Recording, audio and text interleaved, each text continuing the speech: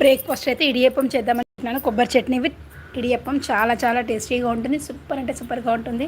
నాకు చాలా ఇష్టం, కేరళ స్టైల్ అండి అది. సో పెట్టేటప్పుడైతే వీడియో అయితే షూట్ చేయడానికి ట్రై చేస్తాను. ఓకేనా? కుదరదండి ఒక్కరు ఉంటే, ఇంకా వేరే వాళ్ళు ఉంటే కొంచెం వీడియో తీసుకోవడానికి బాగుంటుంది. ఇంకా అసలు కుదరదు. ఇంకా నేనైతే ఇడియప్పం అయితే స్టార్ట్ చేసేస్తాను. చాలా బాగుంటుంది. ఈజీ సింపుల్ ప్రాసెస్ అండి. ఏమీ లేదు. వాటర్ అయితే పెట్టాలి. బాయిలింగ్కి వాటర్ పెట్టేసి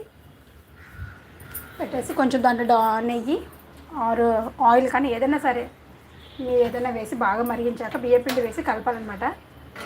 2 గ్లాసులకి 1 గ్లాస్ వాటర్ అండి.